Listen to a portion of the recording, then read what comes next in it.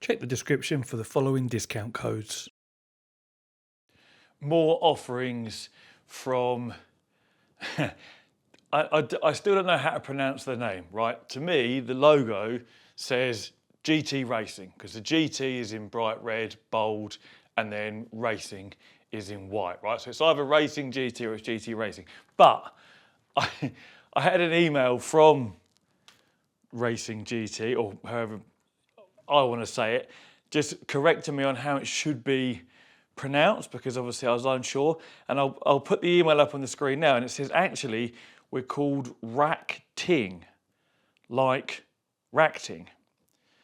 So I still don't understand why GT is highlighted and racing is separate. But anyway, it looks like it should be pronounced RacGTing, or race, if we ignore the E, RacGTing. Maybe it's a RacGTing. I honestly still don't know. But this is another one of their offerings. This is called the Striver 306. It's a very similar cockpit to the Playseat Evolution, which has been around for a long time. We've got your sort of centre mount that goes between your legs with your steering wheel base on, and then an elevated platform there for the pedals.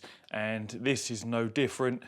If I bring up a picture here, yeah, so you've got your Logitech setup on this one. So it's basically the same principle. So what I'm expecting with this cockpit is a fair bit of wobble in this upright section here, kind of left to right and back and forward, because that's what I had in the Playseat Evo. This isn't helped by the fact that I am on carpet, because that does allow for a bit more sort of side to side sink, especially on something like this that doesn't have a huge solid footprint like perhaps an aluminium profile cockpit. This is the pedal tray, and again we're talking proper entry level stuff here, so don't get too excited or too disappointed, I should say, when you see that it looks quite thin. We're not paying a lot of money. The price is £187. The Playseat Evolution, what was it? It was €299 it was just showing. So what's that, 250 quid, something like that. So it is quite a bit cheaper. But yeah, we've got, sorry, I've walked away, but we've got the angle adjustment here, thumb screws, pre-drilled holes to adjust the angle of the wheel deck. And on the Evo, this had a fair bit of flex in it. But again, it's entry-level stuff, entry-level pricing. It's what we expect. We do have a shifter mount. That's here. Pre-drilled for your usual accessories, Thrustmaster, Logitech, probably Fanatic. And then we have the wheel deck itself, again, pre-drilled for all your various manufacturers. You know, and if we look at the underside of this, it's just welded on around here. There's no other support anywhere else. Again, entry-level prices, entry-level performance, we're going to get flex and wobble, is to be expected. And this is why high-end cockpits exist, because if you can afford to spend twice the price, 3 times the price, 4 times the price, then the flex, the wobble, it obviously all disappears. So there's also a floor mat, is that in shot maybe? That's folded in half at the moment, but there is a floor mat with it.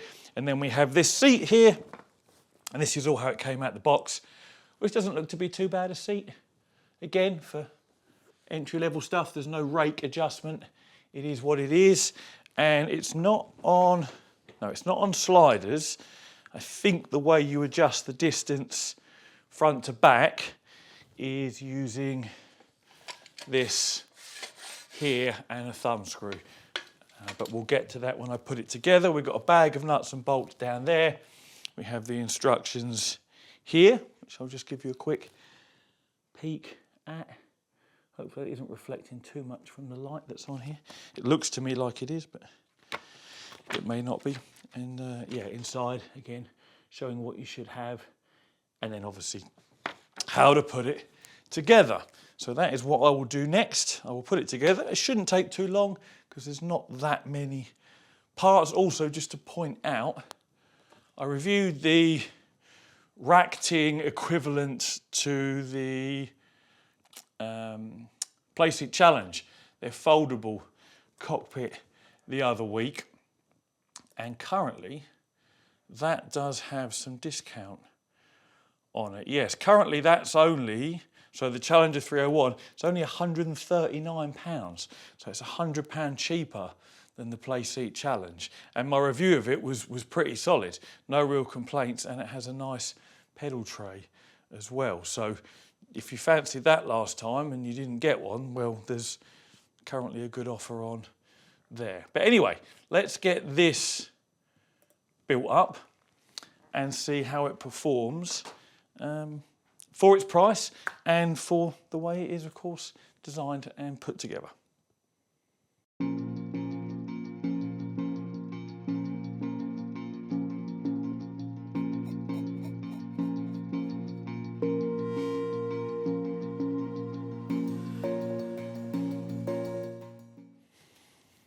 Definitely one of the easier cockpits I've put together.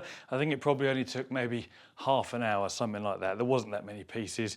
The instructions were super clear, really easy to understand, and everything's just kind of light and easy to throw together. Indicative, of course, of its lower price and its sort of, you know, flexible entry-level nature. But from an appearance point of view, I think it looks quite neat and tidy. I'm liking the fact that it includes a floor mat that just tidies things up a little bit, you know, presentation-wise.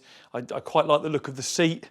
You know, as I mentioned, it has no direct adjustment, but it looks quite nice. I haven't sat in it yet. Hopefully it's reasonably comfortable. So I'll just do a quick close-up walk around and show you where the adjustment points are, and then we'll get to, you know, throwing some racing equipment on it and just giving it a little test and seeing just how much wobble and flex we do get. So, as always, start at the top. Just give you a little close-up of the seat itself. It is just a polyurethane, you know, material, your typical sort of fake leather. You find the same material on the likes of the GT Amiga seats in this sort of fabric. So it's kind of what you expect, really. Nothing more, nothing less. The cushioning feels reasonably firm. I don't think it's going to be, you know, uncomfortable to sit in. We'll see when I do get to that point. So wheel deck, thumb screw, you undo that, it can slide up and down in and out of this section here. That's the only adjustment. There's no angle adjustment or anything like that. It's literally just up and down. I showed you the thumb screws for the pedal tray. They are under there, one each side. They need to come all the way out because they do go into pre-drilled holes, which is a good thing because it means if it was a smooth sort of arch that it adjusts through, if you push too hard, you'll be able to push it, you know, and force it down. So pre-drilled holes is the way to go. That is a positive. And then as far as adjusting like leg length goes, depending on your height, you've got this adjustment here and this adjustment here.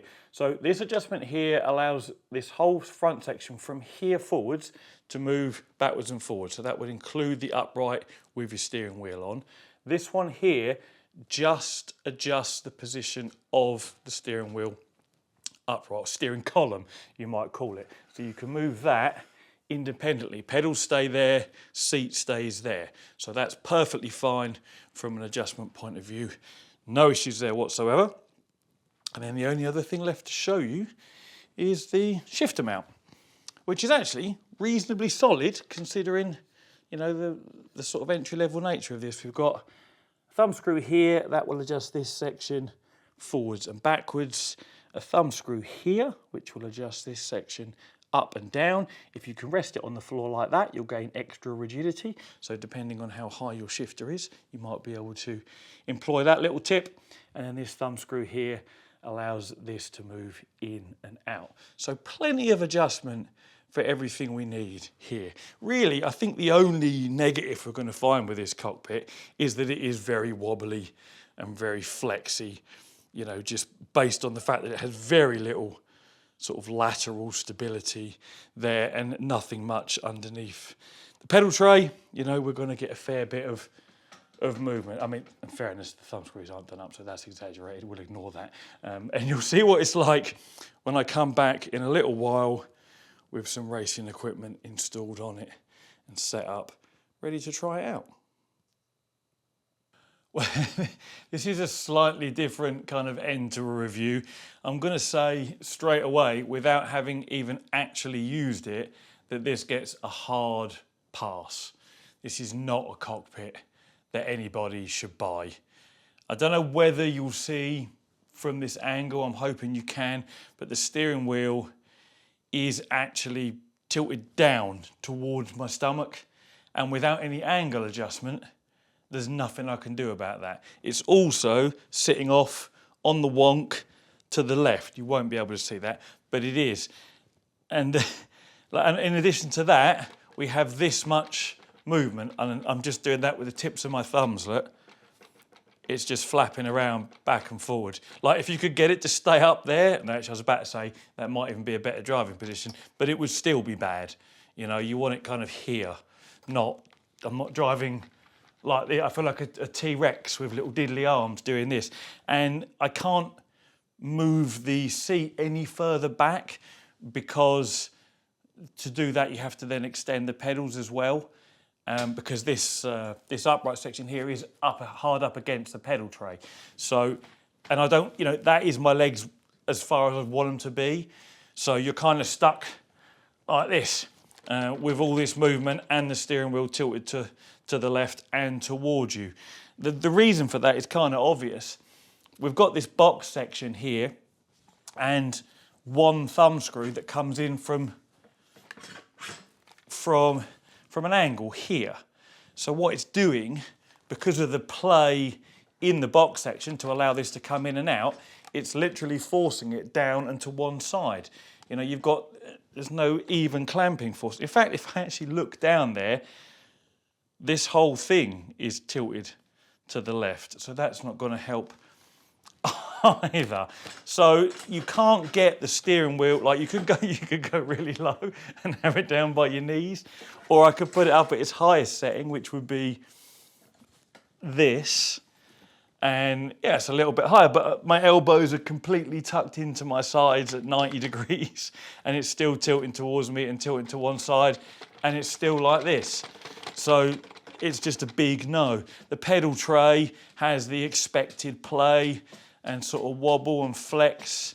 You know, again, the Playseat Evo was no better in this respect. And then I reviewed that other one that was really bad, Firebase A01 or something, same design as this. This just is not a design a racing cockpit should be.